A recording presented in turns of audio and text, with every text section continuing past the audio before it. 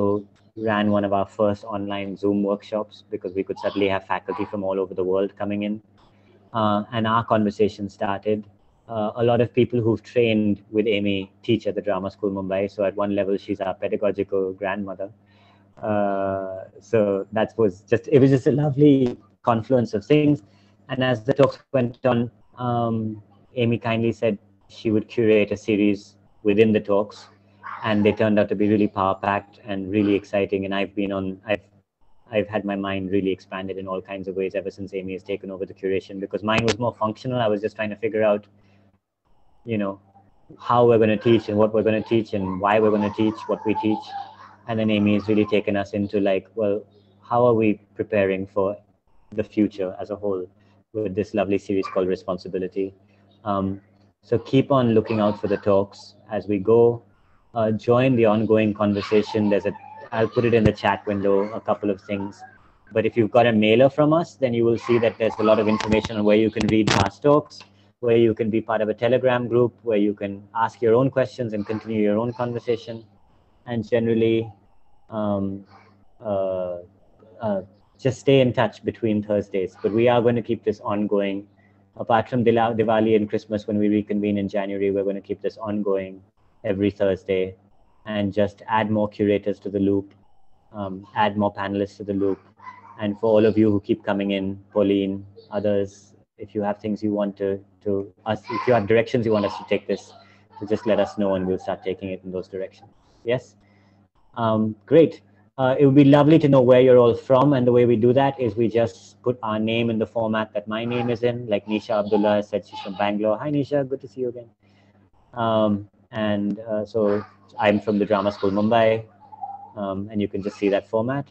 And really, at some point we'll be happy to go mics off and have a great conversation together. So without further ado, Amy, I leave it to you to continue. Thanks, Jehan. I'd like to welcome our guest this evening, or this morning for many of you, Dr. Nesreen Hussein, and I'm going to give a brief introduction to her and her work. Dr. Hussein is an artist, scholar, and lecturer in contemporary theater at Middlesex University, London.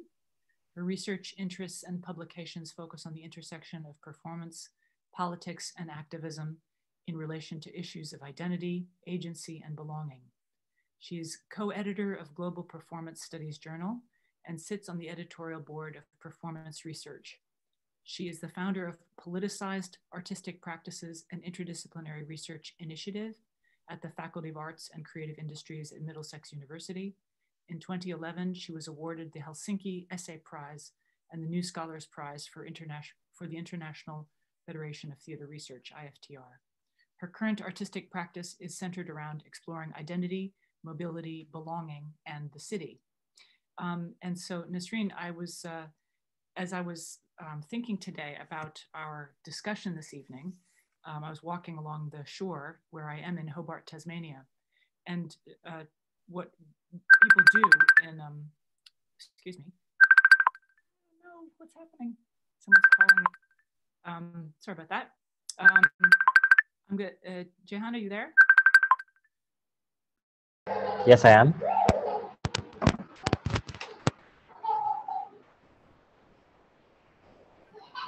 So I would like to just talk over it. I don't know how to turn it off. Okay. Normally, in Australian space, we would welcome people to country. So I'm in a land which is called Lutruwina, and this is, and Hobart is called Nipaluna, and the people of this land, the Muwinina people, are the traditional owners and custodians of this land. And in Australia, we welcome people to that space as a gesture of respect to our location. And as I say these things, I feel a kind of disingenuous quality because I am completely obsessed with the American elections. That was all I was thinking about today. I experienced myself as a completely dislocated identity. And that is something that I thought I wanted to sort of put that forward as a possible echo or resonance with your experience, because as we talked, it had seemed to me that we had that in common. But I wanted to offer that as a kind of introduction to what I was approaching this encounter with this morning. Okay. Well, thank you, Amy, first of all, and Jihan and everyone else for inviting me to be part of this conversation and this fantastic series that's much needed at the moment. And thank you for this opening, Amy, because this idea of dislocation is very interesting and quite significant for me, because in various ways it's kind of shaped my consciousness and my understanding and my engagement with my own identity and how I have been positioned as an individual throughout my growth and how I've formed relationship to the outside world, because this idea of dislocation also links into my engagement with the notion of belonging, which also something that has been problematized in my life from a very early age, because I'm originally from Egypt. Egypt is my country of origin, but at the same time, I wasn't born in Egypt. I was born in another country where my parents moved to for professional reasons.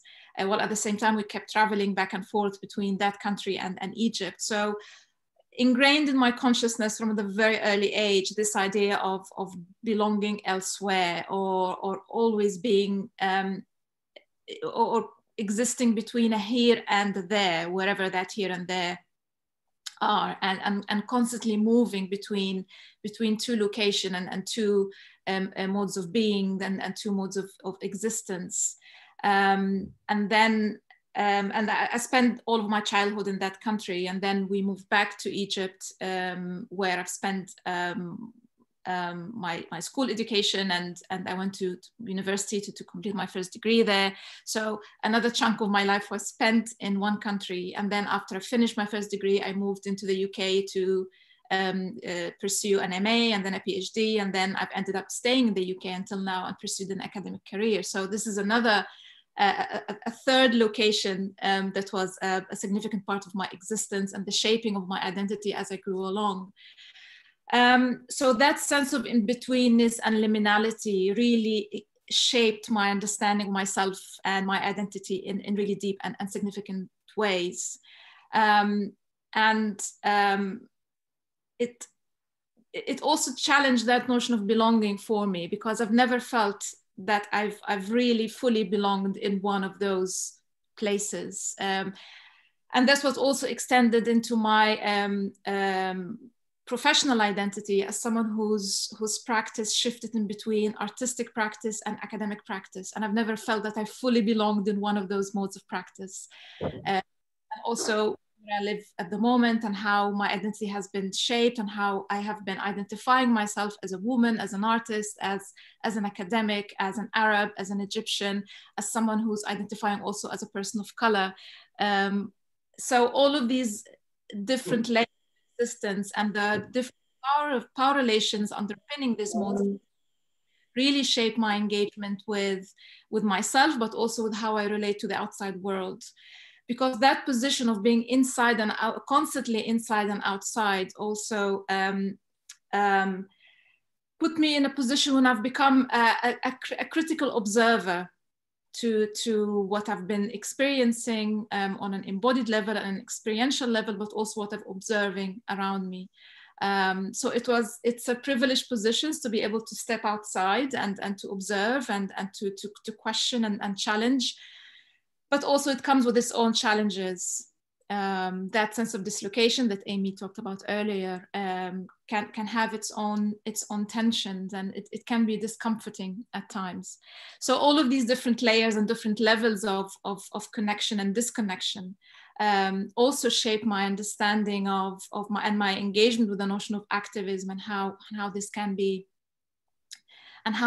generated, and what made me really activated, and how I've become activated about certain issues and certain phenomena that hopefully will unfold throughout this conversation. Yeah, you had, when we were talking beforehand, you had mentioned that your ideas of activism were also shaped by the events in Egypt in 2011. And I was just wondering if you wanted to talk a little bit about I'm very curious about that, because you said it gave you a vision of how theater and the arts can be activist, but I have trouble imagining. Would you flesh that out? I mean, what sort of vision did you get from those events? Yeah, so leading into that moment, as I said earlier, I've always had these questions, or grappled with the question of identity, of my relationship to the UK, to the modes of living and modes of thinking ingrained in life in this country, in the UK. And how I've started to question my relationship to this city and my sense of London, where I've lived and where I've been based for a few years now, and that notion of belonging to this wider system, and how this can affect my sense of agency and what I can actually do in this country where I felt that I belong, but I don't feel like I fully belong for various reasons.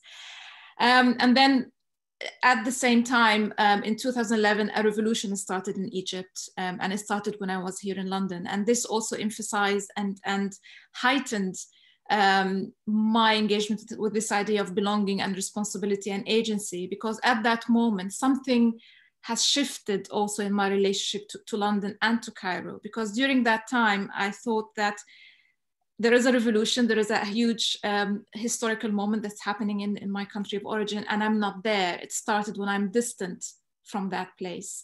So I started to question my presence and what I'm doing in this country and in the UK while this is happening in Egypt. And I felt that I'm in the wrong place at the wrong time. And I had a sense of responsibility towards what was happening in Egypt. I really longed to be there on the street with the people of my home country. And for various reasons, I couldn't really join the people in my home country immediately. I had to wait because I was finishing my PhD. I had some work commitments, but eventually I managed to go. And it happened that it was the day I've arrived at Tahrir Square, where a lot of the demonstrations and the sit-ins took place in January and part of February. And it happened that I've arrived just a day before ex-President Mubarak stepped down. But I did manage to experience that moment in an embodied sense, in joining the protesters and joining friends and family members who were there at the time.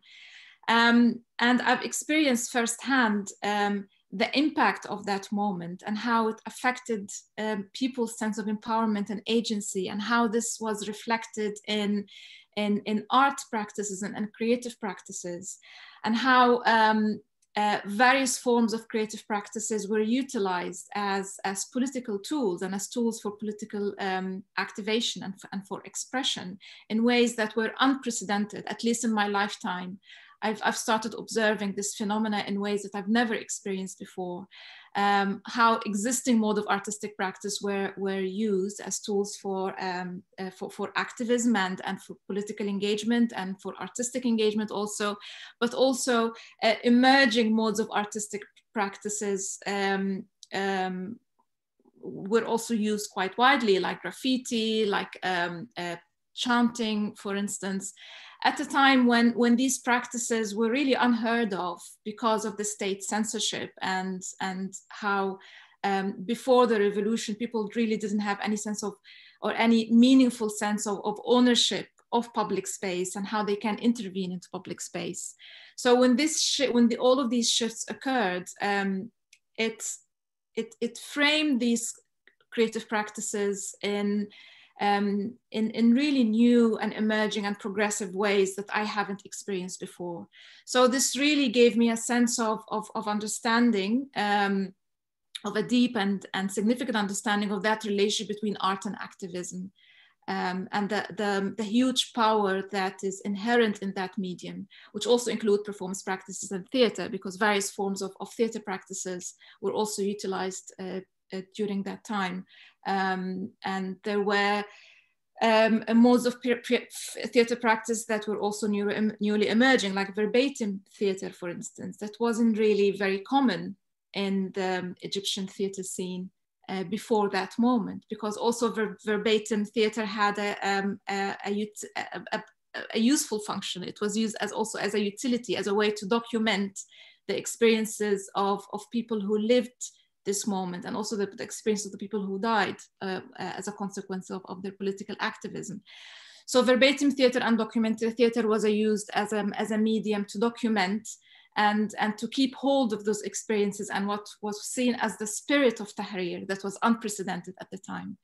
Obviously, this didn't last because of how the political situation developed and how the journey of the revolution took a slightly negative turn at the end. It didn't really achieve its intended outcome, at least at this point in time. So those modes of creative expressions and different theatrical vocabularies that have been used are now slightly changing or have been adapted to respond to the shifting political climate and how it is difficult at the moment to use explicit form of political expression, such as verbatim or documentary theater, which hardly exists right now, at least in Egypt itself.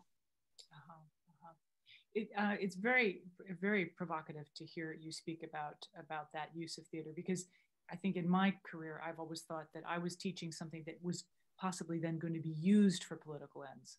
But I don't see my pedagogy itself as a form of activism.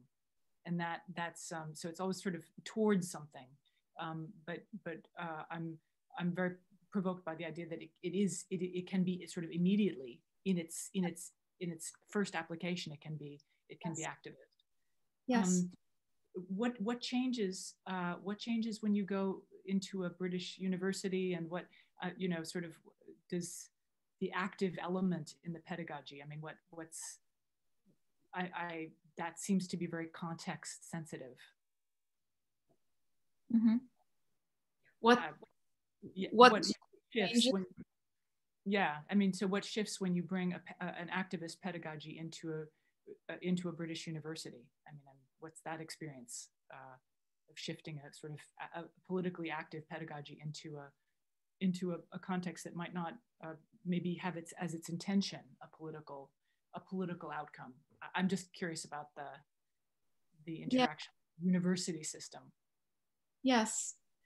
Well, in terms of the subject matter itself, I think, yes, it is context specific, but I think there's also still useful and there's still value in bringing these strategies and these modes of understanding and engagement with art and activism from their original context into the British context. Because I think bridging this gap is really useful, and there is value in there. Also in emphasizing that what's happening in other parts of the world is not really separate, is not really divorced from what's happening in the UK. It's dismantling this polarity of us and them, which is something that I've kind of experienced on some level when I first started my full-time career as an academic here in the UK, that there was this sense of separation, seeing anything that happens beyond British university or even beyond the UK as something that really doesn't concern the local context here, which is something that I've tried to challenge in my teaching by bringing the outside in and trying to find the commonalities and the shared experiences, but also to try to learn from the differences and to acknowledge these differences and to invest in them. So I think there is, or I believe that there is value in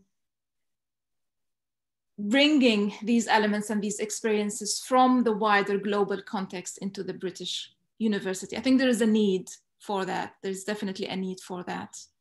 To activate understanding of our relationship with the outside world, and also what we can learn from the outside world.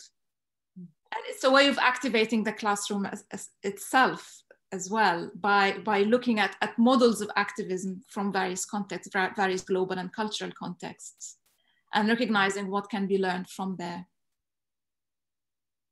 And actually, even the activist strategies, if we look at Tahrir Square, for example, for instance, they were used as models at some point during the Occupy movement in London, for instance. There was a lot of inspiration, and there are lots of resonances, and there are lots of elements that we're taking from that experience and used as a model during that moment in time. Obviously, I'm not talking about what's happening right now, but during that early moments of the revolution in January and the following couple of years, perhaps between 2011, 2013, I think there was a much to learn from that experience globally. So I wouldn't shy away from bringing those elements from different contexts into the British institution, as long as this is given justice and framed and understood, and by drawing on the paradigms that allow these experiences to be understood and to be engaged with without exoticizing elements of it. It's an interesting moment when activism becomes a pedagogic goal as opposed to a kind of natural response of the student or of the artist.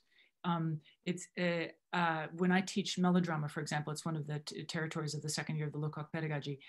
There's a sort of injunction that it should be about something, and it's sometimes a bit difficult to sort of tell people, well, you know, it's just not, what you're creating is just not, it's not about any, it's not relevant enough. You know, there's a sort of critique of, you know, why tell that story? What's important about that story? And the pushback from the student is sort of like, well, I don't want to tell that story. And in addition, I'm the client of this process. It's you know, the pedagogy is for me, I'm the client. And so it becomes a kind of tussle about what the nature of education is. You know, I'm trying to provoke a kind of openness to the world, or as you're saying, a sort of, you know, a kind of open frame. But perhaps the response is that that's not what the client wants. So I'm curious what your reflections might be about the interaction with now what has now become a sort of corporatist structure of education. Yeah, I agree with you that this is one of the biggest challenges in trying to bring in these discourses into the wider, into institution that is largely shaped by capitalist neoliberal values, especially in the past few years, which is something that I have been battling with on various levels, on a personal level as well. And it happened when as I said, when I started my journey in British academia. I was, you know, just straight after I finished my PhD, I got a position and now one of the established higher education institutions, and I was really hopeful and wide-eyed and quite, you know, had all of these aspirations in mind. But then I was confronted a few years back with, first of all, with the whiteness of the institution of the UK, UK institutions in general, not just this, the one that I've joined. And I've also was confronted with, I mean, obviously the Eurocentrism of the curriculum and the colonial systems of knowledge that underpinned modes of teaching and the content and what the students were introduced with as well. But I was also confronted with that sense of lack of engagement with politics. There was a general sense of apathy when it came to politics. And there were hardly much space in the classroom for conversations around how our life experiences are shaped by politics, what's happening globally, but also what's happening on a local level. And I tried to bring in those conversations into the classroom, but I've always, like you said, there was always a sense there was always this question in the air, hanging in there. Why are we looking at this? Why are we studying or looking at something that's happened in Egypt, or that's happening in India, or that's happening in other parts of the world?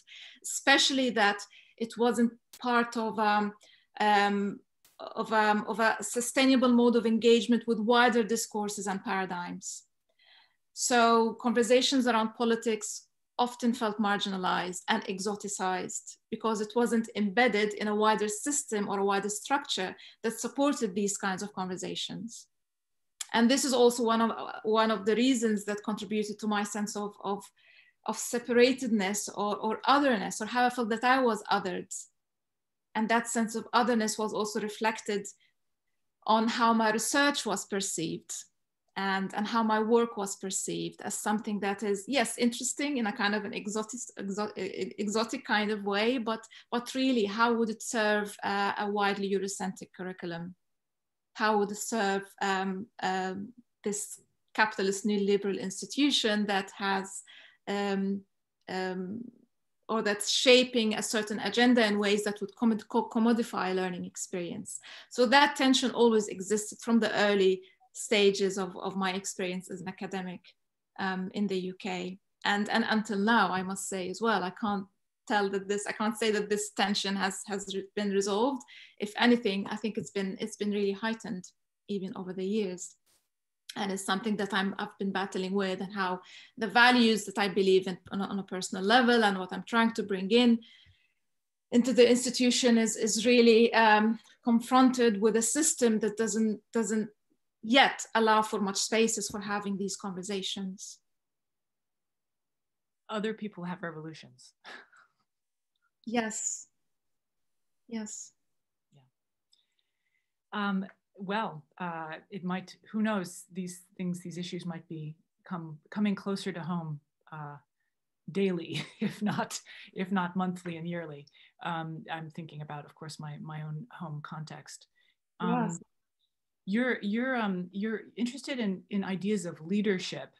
Perhaps, is this a possible way around some of these questions, that focusing on leadership might, in a sense, tease out a mindset that that would be sort of, in a sense, just by its very fact, political? I mean, is that a way? Is that perhaps a way of addressing some of these things, to focus on a slightly different pedagogic topic?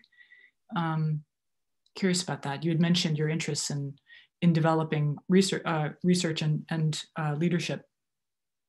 It wasn't necessarily about developing research on leadership, but this is one of the other questions or the challenges that emerged from my experience in British institutions in their current neoliberal capitalist framework, is that notion of leadership and how it is understood within these frameworks. As an element that I'm expected to engage with. I'm expected to deliver leadership as an academic, and it is something that I aspire to achieve on a personal level.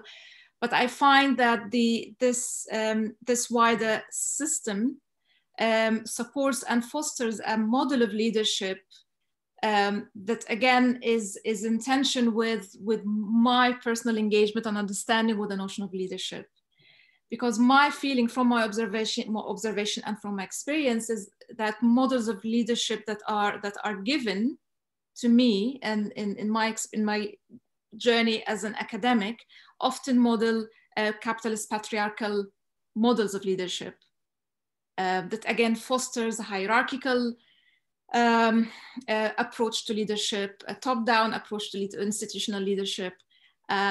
Which doesn't really resonate with my personal values and my understanding and my engagement of leadership from my position as someone who identifies as a woman of color, also, and also someone who believes in values of collaboration and empathy and compassion, and how this can be one of the really important elements to bring into an understanding and engagement with leadership.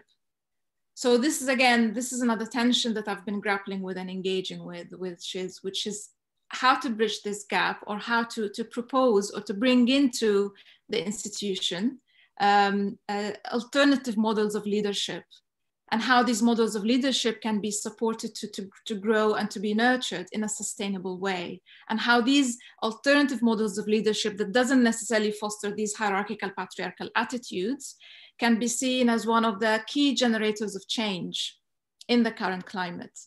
But how to bring this into an institution that is modeled around these capitalist patriarchal and hierarchical models of leadership is a big question for me.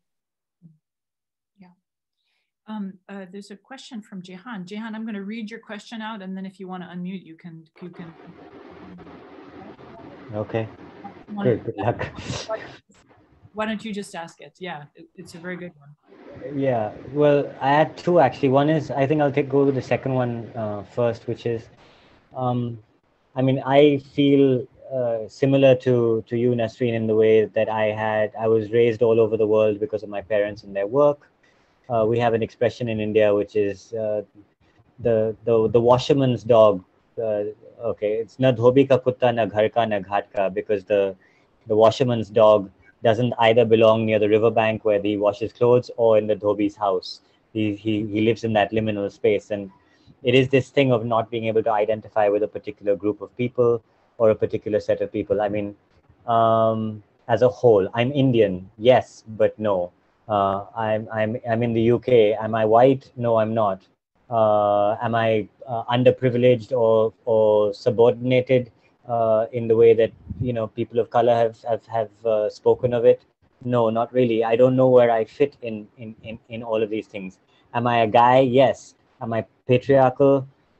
Yes, I am. That's the one thing I possibly could identify with most concretely amongst all of these, at least because at least I'm just male. But the point with all of it is that because you don't have that rootedness of any particular identity affiliation, suddenly does that tear you away from wanting to get up and do something or pick up a cause? Because if all causes are then rooted, especially around activist theater, if all causes are rooted around identity politics somewhere, then suddenly this entire, like you seem like the ground from which to work is gone, according to my understanding of it. And I don't feel the need for that. If we all suddenly seem to realize that we are all multiple identities, then can't we just work as ourselves as a site, an individual person who identifies as XYZ via ABC, but at the end of the day feel something about a group of people and wants to do something, even though I might be on the outside looking in, or oblique towards it. I mean, how can I even, so tying it back to Amy's question, how do I even get back to leadership then? I mean, I can't lead those people. So where does one begin, and what do I do with my urge to want to get up and do something about it? And this is for you or for anybody in the... Yeah. You want me to answer, or do you want anybody else to respond? No, please. You go ahead. That's a very good and a complex question. Well, in terms of that notion of or that sense of liminality, or living a life of betweenness that doesn't necessarily identify a specific belonging to a specific community or a culture or a mode of identification. I think there is, for me, from my experience, I think there is something that's really valuable and empowering in there, in terms of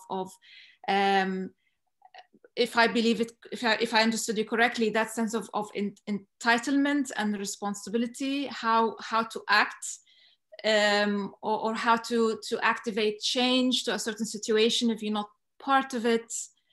For me, it's the other way around. I think my position as an outsider looking in allows me that sense of critical distance, that to some extent gives me a level of clarity, while still being able to connect on some level as someone who's partly an insider, or have some access into a certain community or a certain context or a situation, while at the same time having the privilege to step and to look back, and to have a sense of clarity and understanding of what the situation is, and how I can participate, and how can I use my agency and power to participate.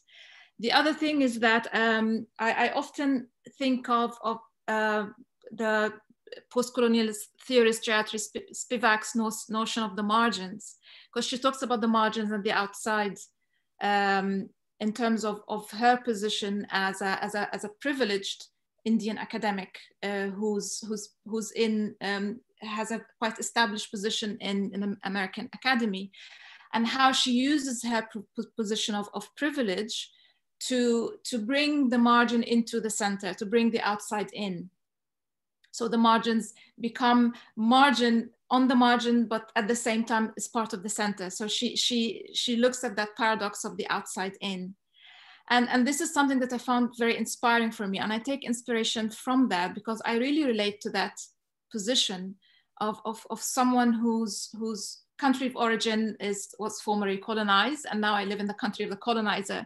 And also I have a very privileged position in the British Academy. So that gives me a sense of power, but also a sense of responsibility of how best I can utilize that power and that position. So I've always have an eye on the margin while I'm being in the center. And this is one of the things that makes me really activated and motivated to use that position of privilege and being in between, and that position of liminality, and being able to engage and to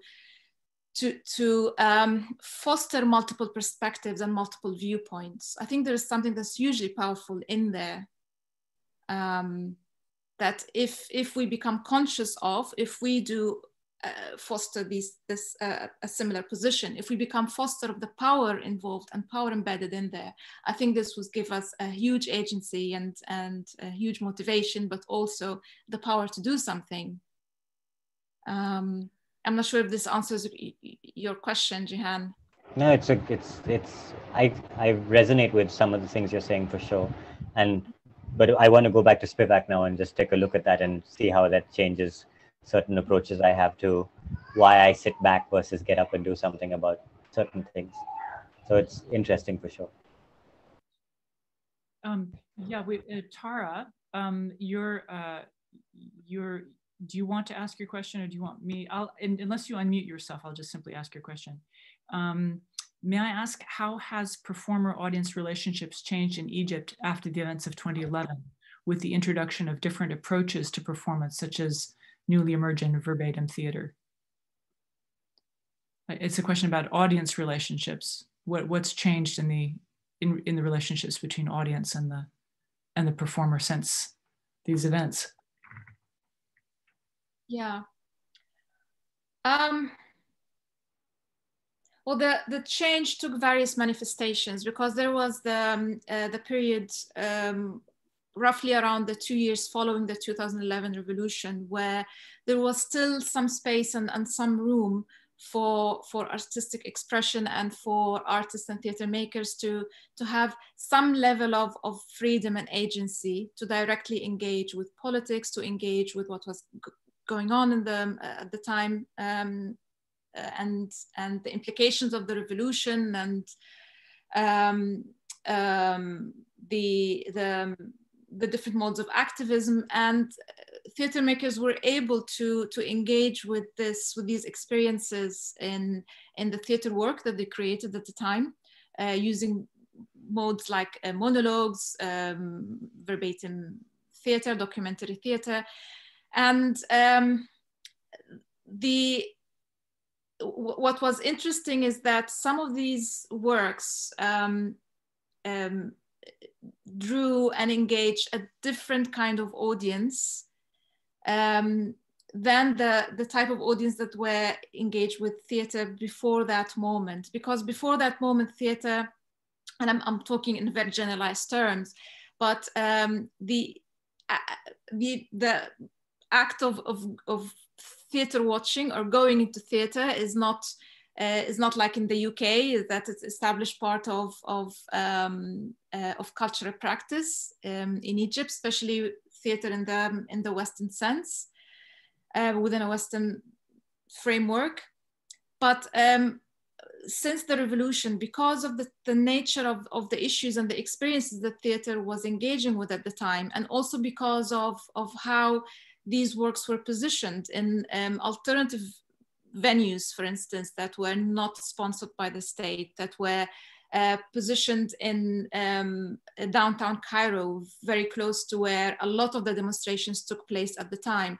So this type of theater drew a type of audience who tended to be politically engaged. A lot of people would, for example, participate in a march or a demonstration in one of the streets in downtown Cairo, and then there would be a documentary theater production or a verbatim piece that's happening in one of the alternative venues that are located in Tahrir Square or near Tahrir Square.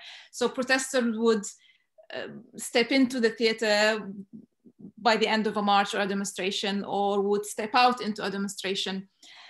So there was a close connection that was developing between the street and the theater in a kind of a feedback loop. So what was happening in the theater at the time, whether it's verbatim or documentary, fed back into the street, and what was happening in the street struggle also fed back into what was happening in the theater, because the theater responded to what was happening in the street. So that was also reflected in the type of audiences who were drawn to this kind of work.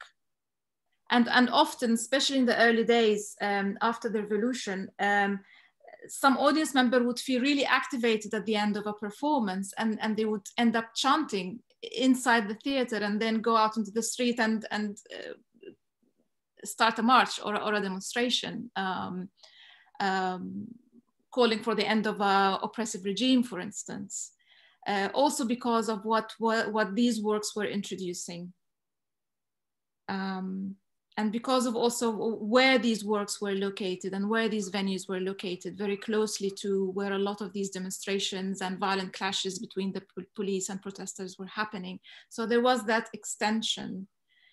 But then after 2013, after the military takeover, access to public space and access to theater has been severely restricted.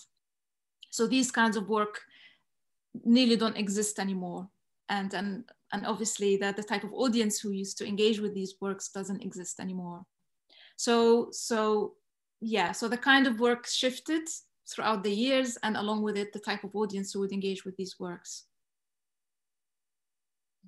Yeah, it's fascinating to hear your experiences. I'd like to actually, Elizabeth has a very interesting question, and I have a question after yours, Elizabeth. Do you want to unmute yourself to ask? No? Yeah, I see you there. Do you want to unmute yourself, Elizabeth, and ask your question about? Yes. Yeah.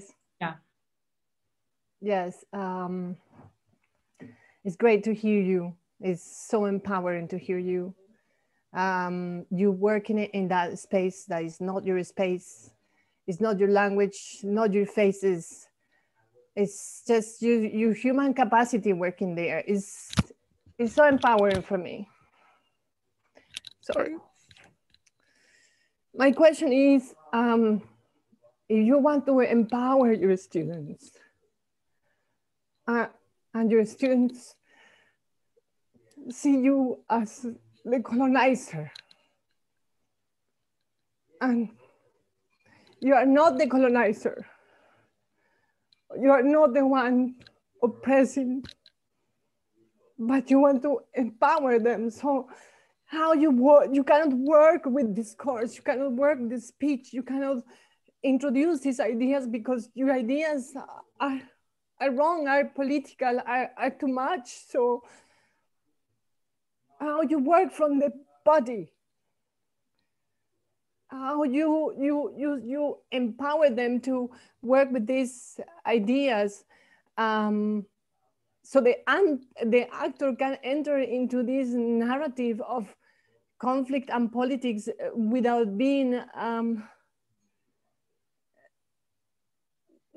just like a narration, more active. So how you work from the body with them.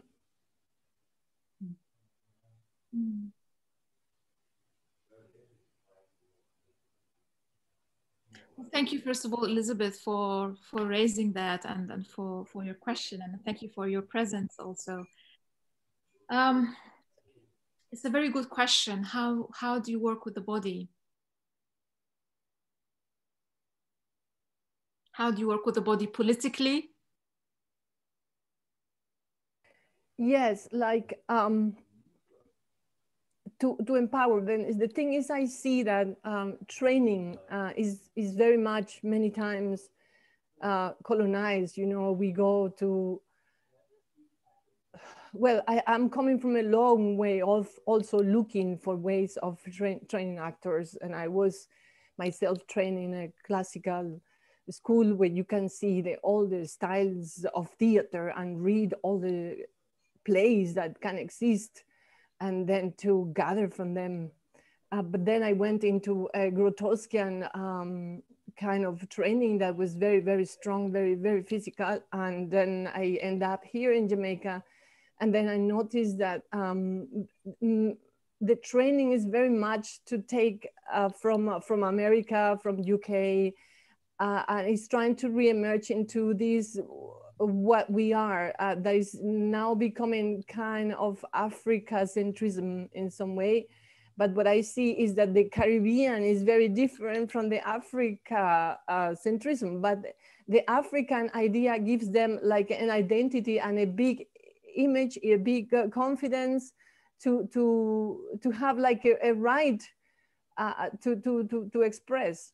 So it's as if, it's so complex to explain, because it's as if all these years of oppression has not erased the energy, understand, of the expression, but is the way, the shape of it is become like conditioned. So to expressing with the movement, so it was like this, like this, like this, and now it's becoming like beautiful, or in some ways. And also in the voice training, because I work in voice training. So it's working with poems in English, and also I work with poems in the Creole. So how to enter that body without being like imposing your way, how to make them discover who they are physically and vocally. That's perhaps it's too much complex question. It is a complex question, but it seems to be, Elizabeth, that you're already doing fantastic work, and I would love to learn from you, from your pedagogy and your practice as well. But it is a very big and a very complex question. I'm not sure if I have answer to that at this moment, but you raise really important issues around the colonized bodies, because this is something that actor training does on some levels, especially Eurocentric actor training, even though paradoxically these modes of actor training borrow a lot of models and a lot of performance systems from various global cultures, sometimes without even acknowledging these influences, but then they become appropriated and they become embodied and absorbed into these colonial systems of knowledge, which then are reflected into reflected onto how the bodies are trained. And for me, I mean, just to reflect on your question now, I think I don't have the power or the agency to make students think politically in how they use their bodies and how they tap onto their bodies, but I can contribute to introducing different paradigms that go beyond the Eurocentric systems of knowledge and systems of training, and introducing and sharing various models and various alternatives and various opportunities to learn, which is something that it seems that you are already doing, Elizabeth. And then, which is essentially about empowering students to make their own choices, to be more aware of their own bodies, to make their own choices of how they can navigate their understanding of their own identities and their own bodies, if this makes sense. So it's this idea of decolonizing and decentering modes of knowledge and modes of looking at models like actor training and movement pedagogy, or pedagogy that involves that are embodied. So again, it starts with the knowledge. It starts with the wider knowledge. It starts, for me, I think it starts with looking at wider paradigms and how they impact understandings of the body, and identifying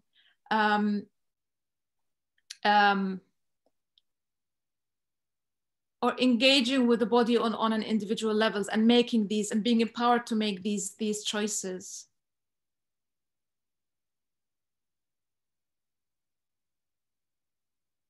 So I think encouraging students, I think that is important. Yes, go ahead. No, I just was going to say thank you very much. And this, what you said, is so important for me. It resonates a lot. Empowering students to work with their bodies, with their voices. discovering who they are there from inside that zone where we are without language, without nation, without politics. Yeah. Thank you. I'm wondering if anybody else in the room would like to also speak to this question. Hello?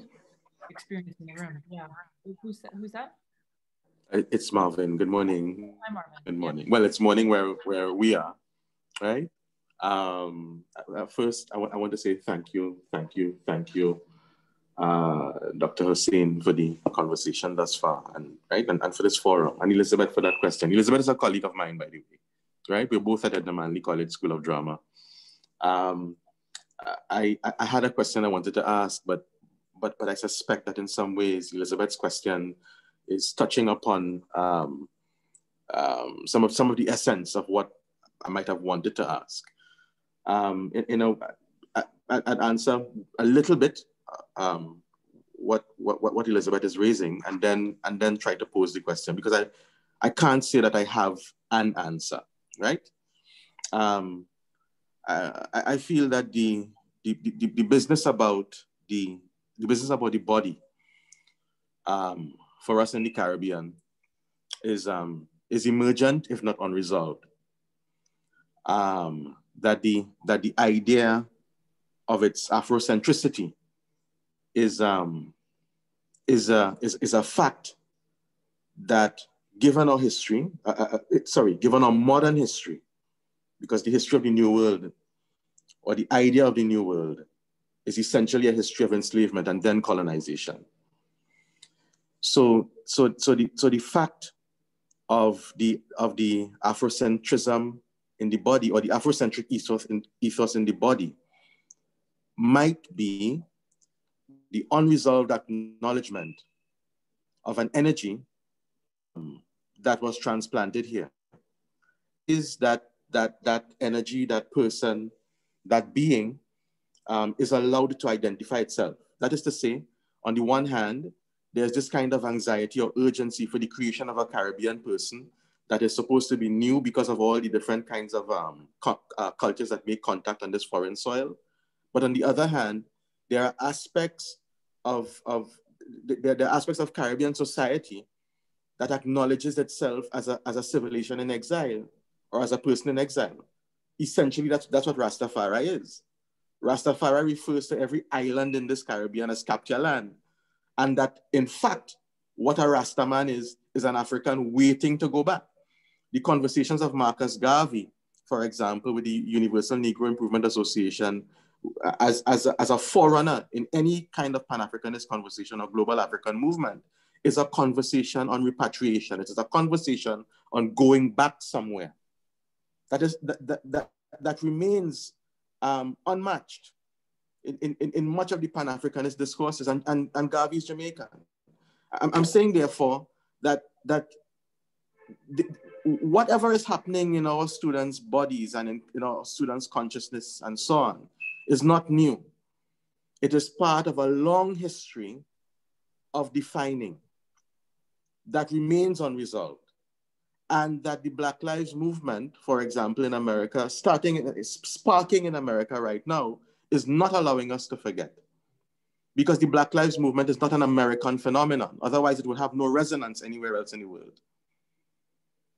The Black Lives Movement that is started in America is a spark for an unresolved matter that is happening everywhere else in the world. Every single spot of land in the world that was reconfigured by the largest Holocaust perhaps in history, right, is finding part in that conversation.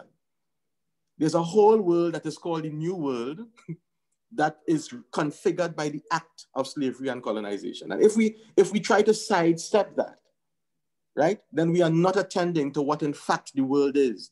This modern world is configured by that moment. Everything about this world is configured by that particular moment, right? So perhaps what it means, therefore, is that it's an interrogation of what these unresolved bodies and spirits are, so that we can find these points of entry. And there is work that can be happening or is happening in that regard that we could interrogate further. It is emergent. It's not yet praxis. You know, there are experiments, and we have to look at what those things are. The question that I had really is, it has to do with something, Dr. Hussein, that you acknowledged in responding to Elizabeth as well, and that is, and it's linked to the business about your work being othered, notwithstanding the privilege of your office in a British context, in a Western context, and that is, to what extent, one, does the fact of Eastern influences on what we know and teach as activism in theater, right? And I'm going even to Brecht, right? Because the work of Brecht is influenced by Eastern practice, right? So to what extent does that influence of Eastern theater practice and then the fact now that in your context there are unresolved tensions that could require a theater of activism or activist style performances, and I'm not even talking about the spread of the Black Lives Matter movement. I'm talking now, for example, of Windrush debates and these kinds of things that are there, and they keep happening in different ways over time.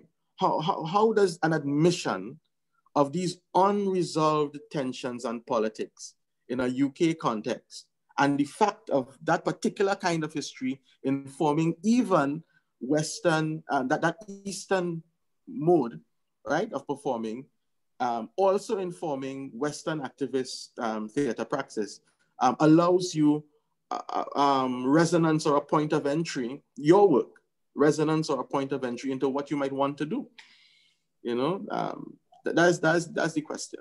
Or is it framed in that way so as to allow you some kind of attempt at enfranchising yourself into the system? You know, that's the kind of thing that I'm struggling with. Yeah. Well, first of all, just to respond to your first comment about your response to Elizabeth's reflection, is that I totally agree with you, and I endorse the fact that the body has always, throughout history, has always been a site of oppression and subject to colonizing powers on various levels. And this question, like you rightly said, or this issue is unresolved yet. And this is something that we're still grappling with. And this really comes at the heart of a lot of the different levels of oppression that we are seeing and that we are experiencing all around us. So the question of the body is really complex and yet to be resolved, and it's unresolved. And it's very important that we keep going back to the body in these conversations around colonization, around oppression, around activism, finding ways of engaging with that will also lead us to find ways of engaging with our students around the question of the body that Elizabeth shared. So thank you for raising that, and always reminding us to always go back to the body, which is a huge thing, because also the question is which body and where is that body positioned, and how do we unpack that even notion of the body itself and the different kind of practices that affect the presence and the various power relations embedded in there, inherent in that body, and how it is positioned. In terms of the question about Eastern practices, and I believe you're probably referring to Eastern in the wider sense, and how this influence activist practices and teaching. If I understood your question correctly, Marvin. That's correct. Yeah.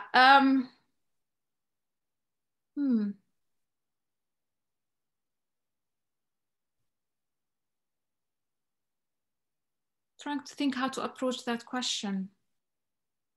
But just to clarify, Are you referring to my own experience in the academy?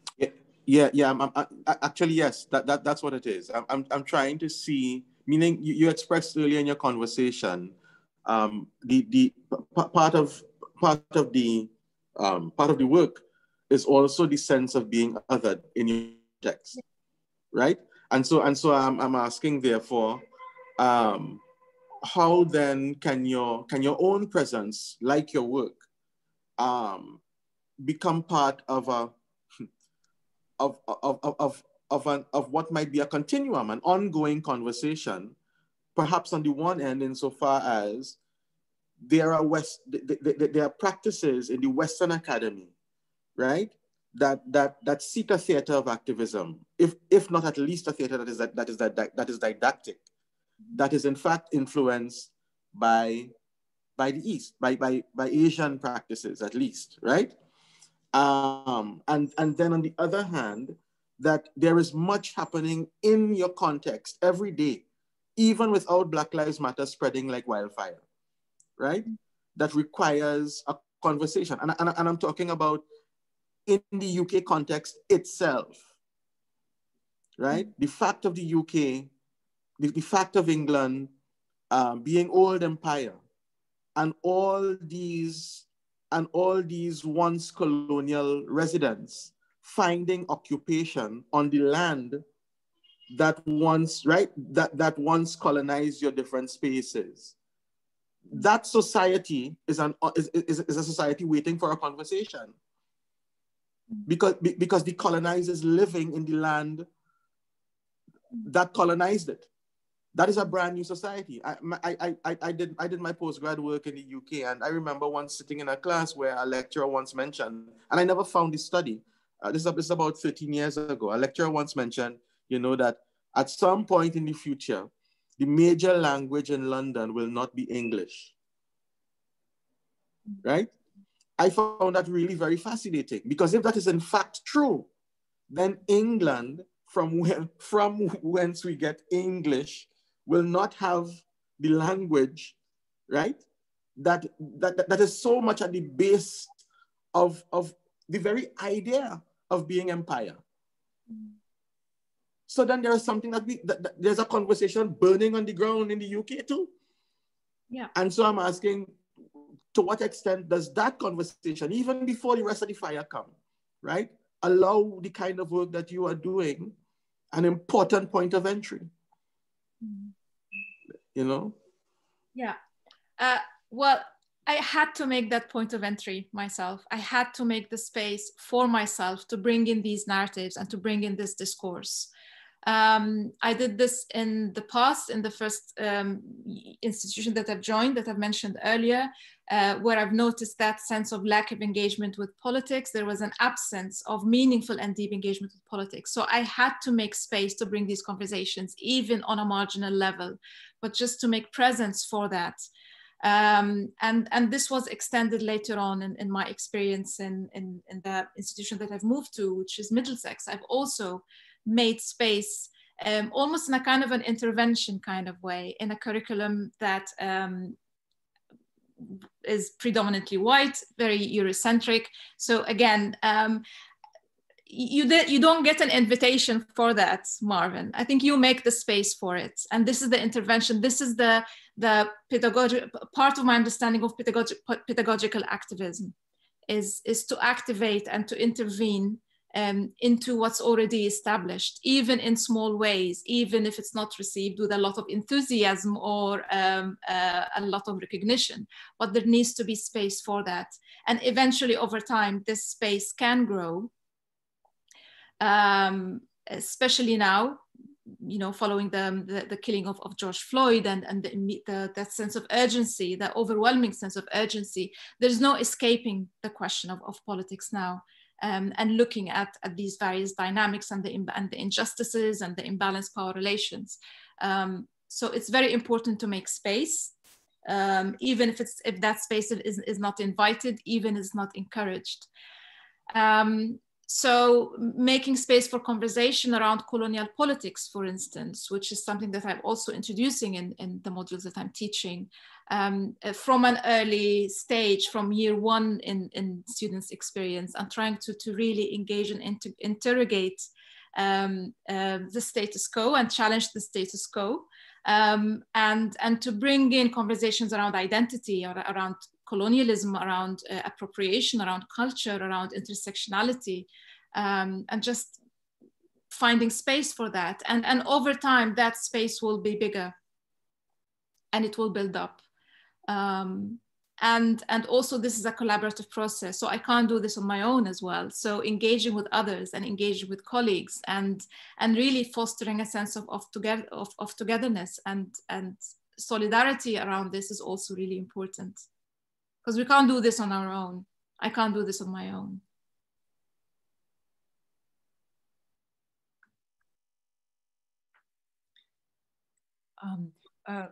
We have a question from Israel in the chat. Would you like to unmute yourself, Israel, and ask the question yourself? Thank